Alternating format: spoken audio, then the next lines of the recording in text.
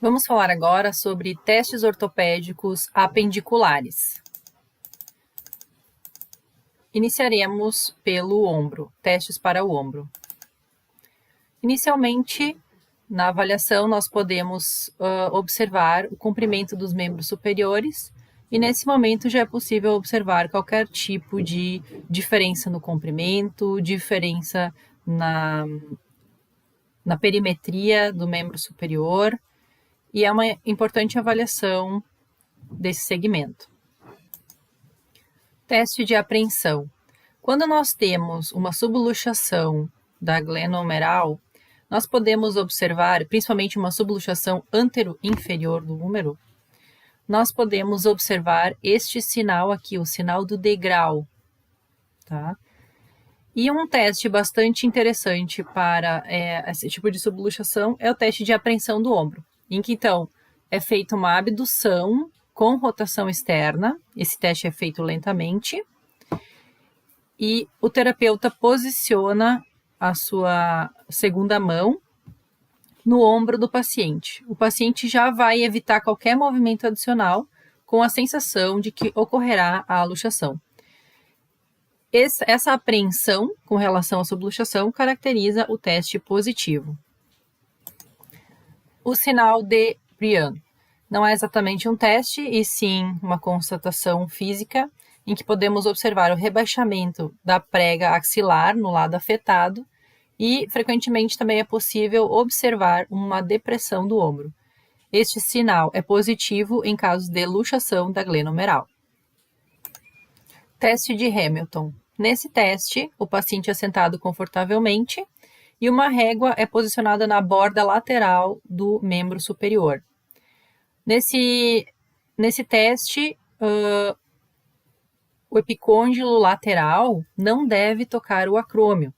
Caso isso ocorra, o teste é positivo para a subluxação do ombro. Teste de Calloway. Nesse teste, é feita uma aferição da circunferência do ombro em comparação com o ombro contralateral. No caso de uma circunferência aumentada, é um sinal indicativo de subluxação glenohumeral. Teste de Apley. O teste de Apley, o paciente é instruído a pôr a mão do membro superior afetado.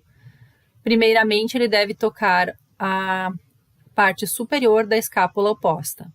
E, posteriormente, o paciente é orientado a posicionar a mão do membro superior comprometido, tentando tocar a borda inferior da escápula oposta.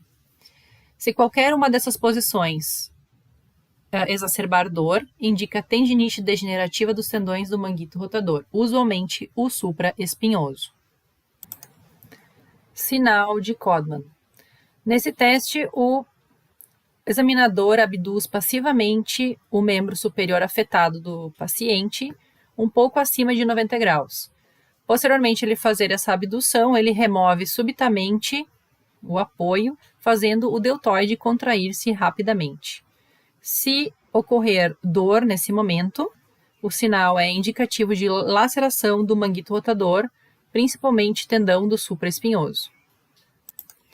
Uma variação do teste de Codman é justamente fazer essa abdução passiva do paciente um pouco acima de 90 graus e solicitar que o paciente retorne o braço para a posição lateralmente ao corpo.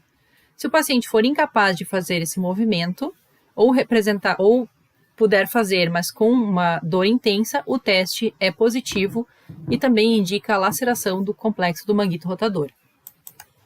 Sinal do impacto. Nesse teste, o examinador abduz ligeiramente o braço e move a inflexão para frente.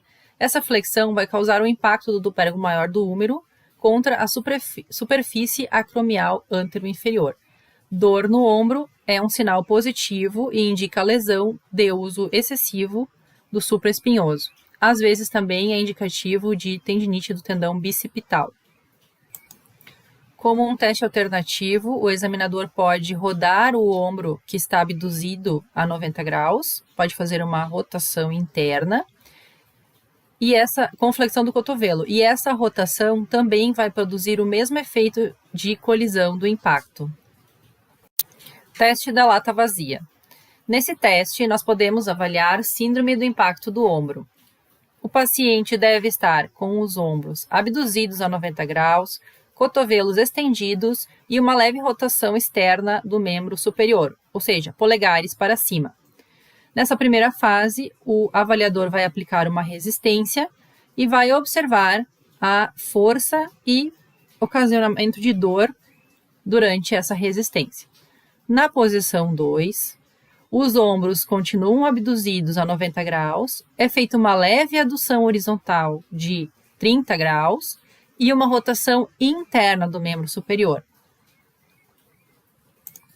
O teste é positivo caso o examinador, quando aplicar a resistência na posição 2, observar que há mais fraqueza ou maior dor, comparando a fase 1 e a fase 2 desse teste. O teste de Ludington. Então, o paciente é orientado a entrelaçar as mãos atrás da cabeça e manter o bíceps relaxado. É solicitada, então, a contração alternada dos músculos bíceps, enquanto o examinador vai fazer essa palpação. No lado em que possivelmente exista uma ruptura do tendão da cabeça longa do bíceps, não vai haver uma contração eficiente e o examinador vai poder observar essa diferença na contração dos músculos. Teste de Abbott-Saunders. Neste teste, o examinador vai fazer uma abdução completa do ombro e, no final dessa abdução, ele vai fazer uma rotação externa. Posteriormente, ele vai baixar o membro superior do paciente, fazendo uma palpação na região do tendão bicipital. Um estalido palpável ou audível nesse rebaixamento do membro superior é positivo para subluxação ou luxação da cabeça do tendão do bíceps. Sinal de Dunbar. Nesse teste, o paciente está com os ombros relaxados e o terapeuta faz uma pressão sobre a bursa subacromial. O paciente, então, vai relatar dor. Posteriormente, o examinador abduz o ombro do paciente, mantendo a pressão sobre a bursa. O sinal é positivo se a dor da bursa for diminuindo ou mesmo desaparecer durante a abdução. Manobra do ombro de Mazion. Nesse teste, o paciente é orientado a posicionar a mão do membro superior comprometido no ombro oposto, na clavícula oposta. A partir desta posição, então, se solicita que o paciente leve o cotovelo até a testa, dando um movimento de balanço inferior a superior. A manobra é positiva se essa ação produzir dor ou agravar dor no ombro desse mesmo lado. E o teste é positivo para bursite subacromial. Teste do ligamento transverso do húmero. Nesse teste, o ombro do paciente é abduzido passivamente, com o cotovelo flexionado a 90 graus, e o examinador palpa o sulco bicipital e posteriormente faz uma rotação interna e depois externa. Estalo durante a rotação externa é positivo para laceração do ligamento transverso do húmero. Teste de Ergasson. Nesse teste, o paciente vai flexionar o cotovelo e o examinador vai tentar estender, ou seja, o paciente vai resistir a esta força de extensão. Posteriormente, também vai fazer uma supinação contra a resistência do examinador. Dor localizada no sulco intertubercular é um achado positivo e sugere tenossinovite do bíceps ou comprometimento do ligamento transverso do húmero. Testes para cotovelo. Testes de cotovelo. Teste para cotovelo de golfista. Nesse teste, o paciente sentado, então, deve fazer uma ligeira flexão do cotovelo e supinar a mão. Então, o examinador vai fazer uma força de resistência contra a flexão do punho. A dor no epicôndilo medial sugere epicondilite medial. Teste de Cosen. Nesse teste, o paciente também vai estar com o cotovelo levemente flexionado, e o examinador vai palpar o músculo extensor comum. O paciente vai estar com o antebraço pronado e os punhos fechados. Então, o examinador deve aplicar uma resistência para a flexão do punho, ou seja, ele vai fazer essa força de flexão do punho enquanto o paciente resiste esse movimento. Dor provocada no epicôndilo lateral sugere epicondilite lateral. Teste de Mills. Nesse teste, o cotovelo, o punho e os dedos do paciente são flexionados passivamente. Depois de atingir essa posição, o antebraço é estendido pelo examinador, mantendo a flexão dos punhos e dos dedos. Ao final da extensão, o antebraço ainda é pronado. Dor no epicôndilo lateral indica epicondilite lateral. Teste de força da apreensão. Nesse teste, o paciente é solicitado a fazer uma força de bombeamento de esfigmo para avaliar tanto a força como o surgimento de dor durante esse movimento. Sempre o teste é comparativo com o membro do lado oposto. Posteriormente, é possível fazer o mesmo movimento com a utilização de uma faixa na região proximal do antebraço. Se, na ocorrência de dor, esta faixa alivia a dor, o teste é positivo para epicondilite lateral. Teste sinal de Tinel no cotovelo. Nesse teste, o paciente é sentado, então, e o examinador vai percutir o sulco entre o processo holacraniano e o epicôndilo lateral. O mesmo é repetido no sulco entre o processo holacraniano e o epicôndilo medial. Hipersensibilidade indica neurite ou neuroma do respectivo nervo testado. Teste de flexão do cotovelo. Nesse teste, o paciente deve manter o cotovelo flexionado pelo máximo tempo possível, dentro de um limite de tempo de 5 minutos. Parestesia, que ocorre em tempo menor do que 5 minutos, sugere síndrome do túnel cubital. Teste de estabilidade ligamentar. Nesse teste, o examinador, então, estabiliza o braço do paciente com uma das suas mãos colocada no cotovelo e a outra no antebraço ou no punho. O cotovelo é levemente flexionado, de 20 a 30 graus, e uma força é aplicada em adução, testando o ligamento colateral lateral, e outra força é aplicada em abdução, testando o ligamento colateral medial. Testes para punho ou pulso. Nos testes para punho ou pulso, eu vou realizar a avaliação do ligamento escáfo semilunar. E, na verdade, consiste na palpação e na mobilização articular em busca de dor, restrição ou hipermobilidade. Testes para a mão. Manobra de Allen. Nesse teste, o paciente está sentado com o cotovelo flexionado e o antebraço supinado. Então, as artérias ulnar e radial são ocluídas pelo examinador. A gente vai solicitar que, posteriormente, o paciente cerre os punhos, fazendo literalmente espremendo o sangue dos tecidos, né? E o paciente, posteriormente, abre a mão, sendo que o terapeuta continua mantendo as artérias ocluídas. E a mão, então, provavelmente vai estar descorada. Posteriormente, o examinador retira a pressão sobre uma das artérias, ele pode escolher qual, primeiro ele vai testar, e o tempo de enchimento da mão não deve ser maior do que 5 segundos. Se ultrapassa esse tempo, o teste é sugestivo de comprometimento vascular. Então, posteriormente, ele deve testar a outra artéria. Teste da pulseira. Nesse teste, o examinador aplica uma compressão moderada nas extremidades distais do rádio e da ulna.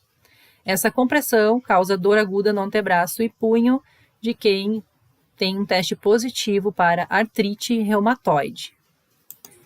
Teste de Bunel-Liter. Nesse teste, o examinador estende levemente a articulação metacarpofalangiana, enquanto ele vai mover as articulações falangianas para flexão, uma por uma.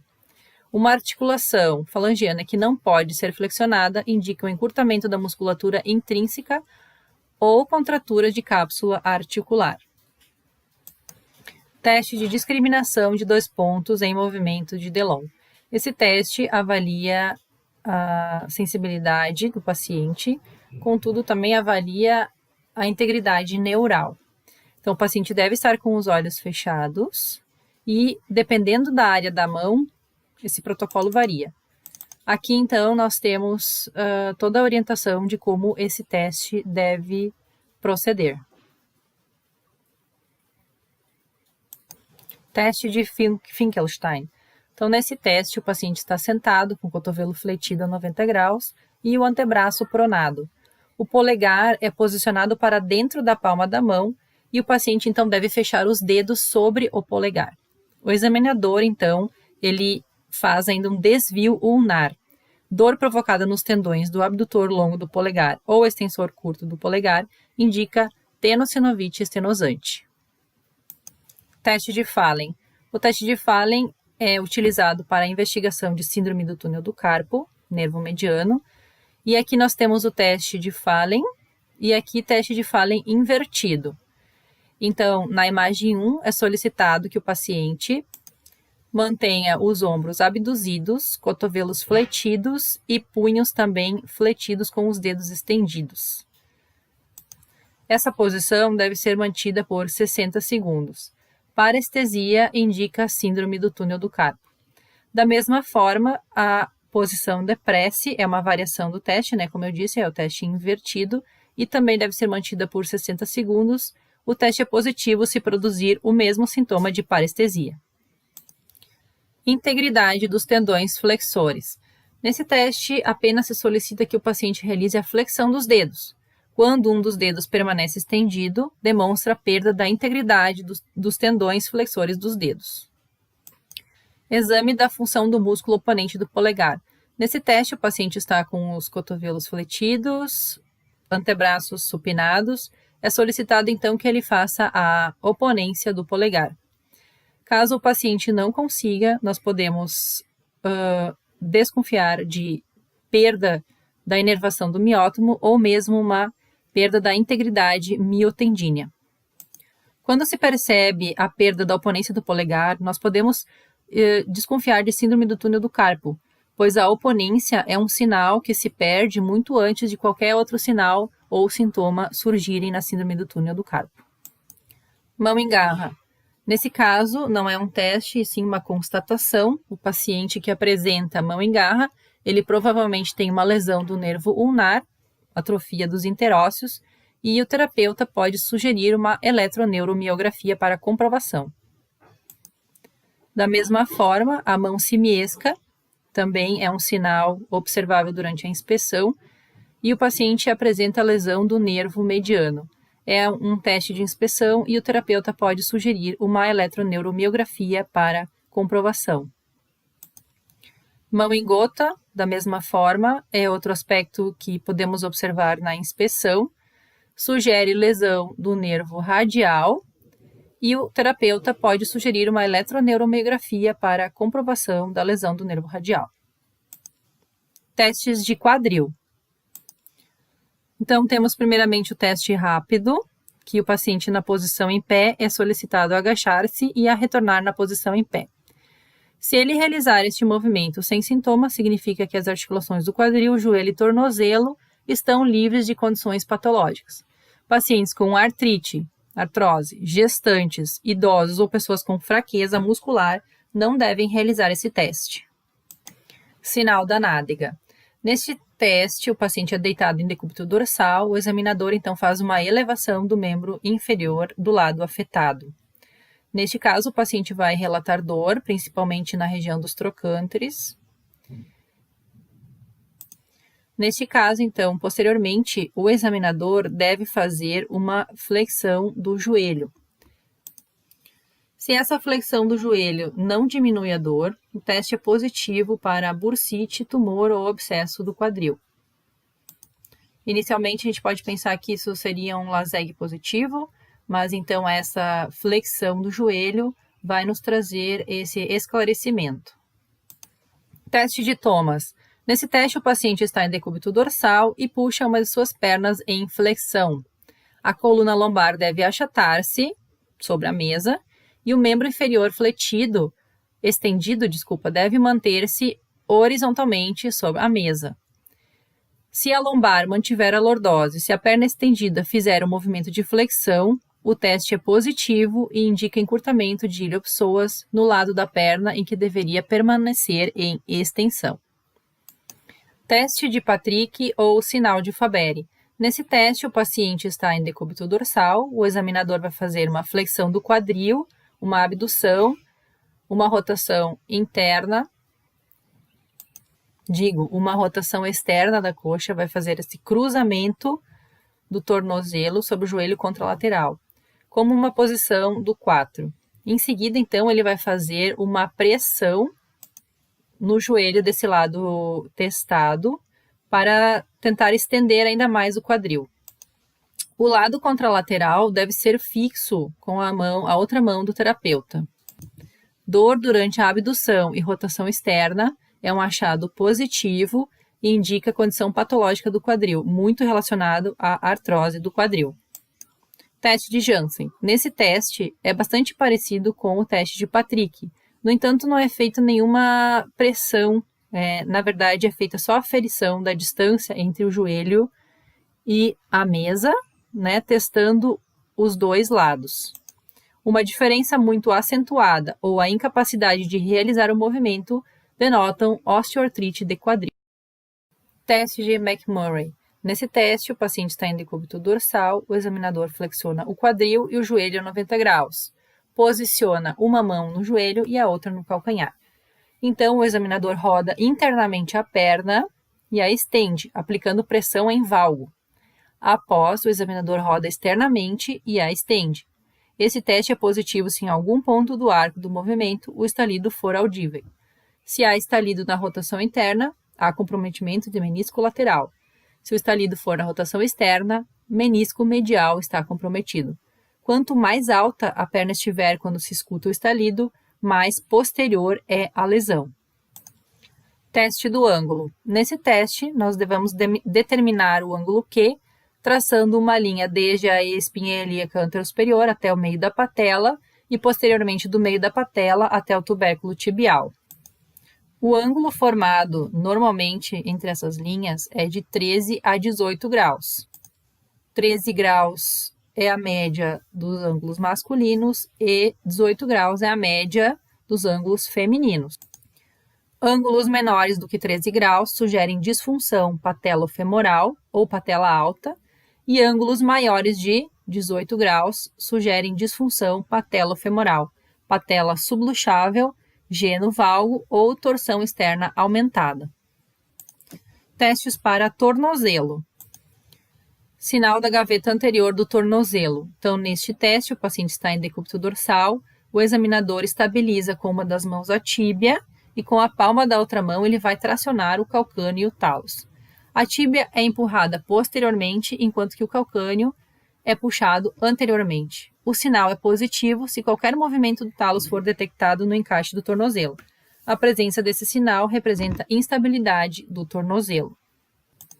Teste de Morton. Nesse teste, o examinador aplica uma pressão transversa no antepé ou ainda associa uma pressão nos metatarsos. A dor aguda é indicativo de neuroma de Morton. Teste de Thompson para tendão de Aquiles. Inicialmente, o examinador deve constatar qual é o ponto mais largo da panturrilha, ou seja, qual é o diâmetro mais largo da panturrilha. Imediatamente abaixo desse ponto, o examinador deve espremer, deve apertar a musculatura da panturrilha. O teste é positivo se o pé não realizar a flexão plantar com esta manobra e indica ruptura do tendão de Aquiles. Sinal de Tinel para o pé. Nesse teste, o examinador deve realizar uma percussão sobre o nervo tibial posterior, com um martelo de reflexos. Uma parestesia, que é provocada distalmente à percussão, indica a síndrome do túnel do tarso. Por hoje é só, pessoal.